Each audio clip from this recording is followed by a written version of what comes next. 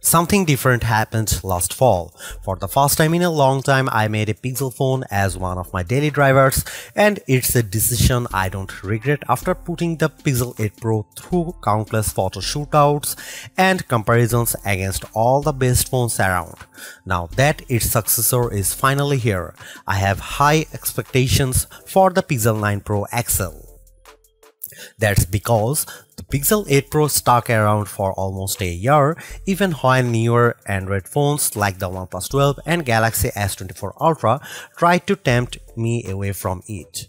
Google's rearranging its Pixel lineup because instead of just one flagship model, we are getting two Pro models instead. Technically speaking, the Pixel 9 Pro XL is the direct successor to the Pixel 8 Pro because of their similar sized screens, whereas the Pixel 9 Pro has a much smaller display. I break down all the details about them in my Pixel 9 and Pixel 9 Pro versus Pixel 9 Pro XL comparison. Given the opportunity of the iPhone 15 Pro Max and Galaxy S24 Ultra, Google's arming the Pixel 9 Pro XL with bigger upgrades like newer cameras, more helpful AI features, and a stronger, more durable design. In my Pixel 9 Pro XL review, I will see if it's a worthy update that could convince people to choose it over rival phones. Frankly, I'm annoyed that we are getting back-to-back price hikes because the Pixel 8 Pro launched at $100 more than its predecessor last year with its $999 starting cost. And now with the Pixel 9 Pro XL, it's up by yet another $100 to a starting price of $1,099 in the US. This effectively ends one of the best parts about getting a Pixel phone, their discounted prices. Pixel 9 Pro XL pre-orders are available right now with steep discounts on the flagship phone when you do a trade-in, although it will be available online and select retailers starting on September 4.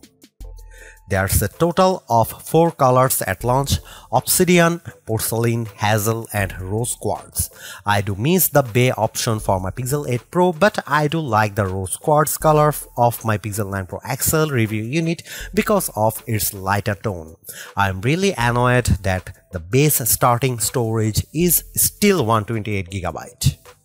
First and foremost, I love the redesigned camera hump on the back of the phone because it's much more pronounced than ever before.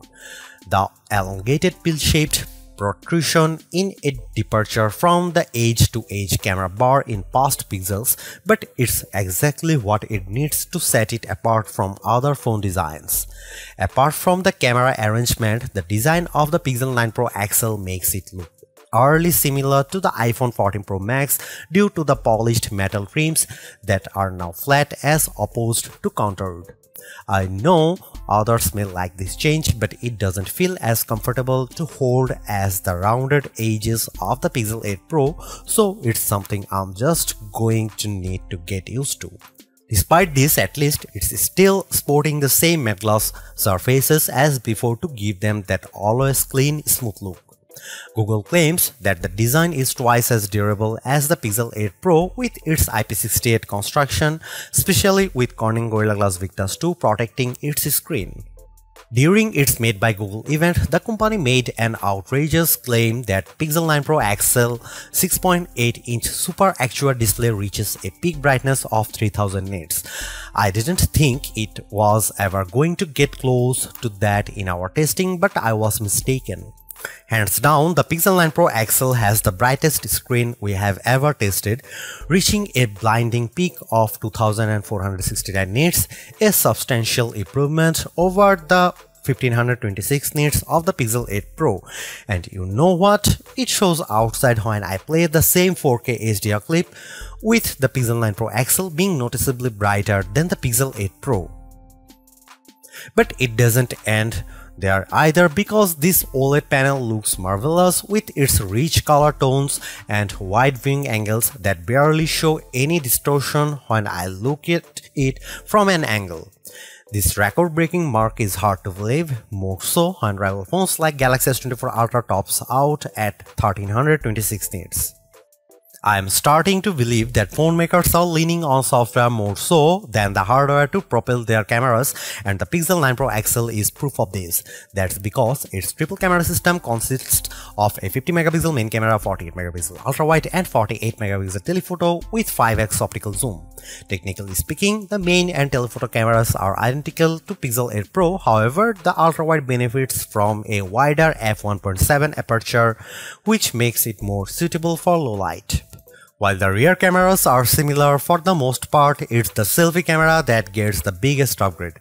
A pixel crunching 42 megapixel autofocusing front camera with a wider 103-degree field of view. I won't spill the beans on how it performs just yet, but it's undoubtedly a big upgrade if you intend on using it a lot. Meanwhile, the camera interface is just as intuitive and robust as ever before. Since it's a Pro model, shutterbugs like myself appreciate the Pro controls that let me dial in a few of the camera settings manually. The only new changes include the Add Me feature, which leans on AR guidance to let the photographer be included in the shot along with how panoramic photos are taken. Here are some camera samples of Google Pixel 9 Pro XL.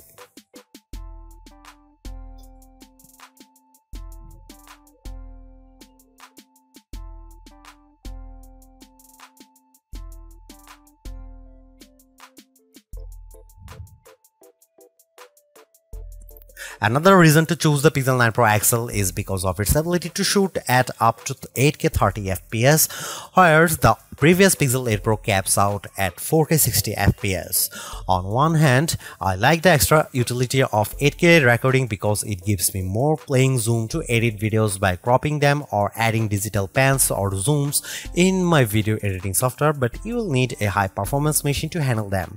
While there are plenty of shooting modes and settings to adjust with video, like choosing between 24, 30 or 60 FPS, it still lacks full manual controls to get me the look I really want to go after. Here are some video samples of Pixel 9 Pro XL.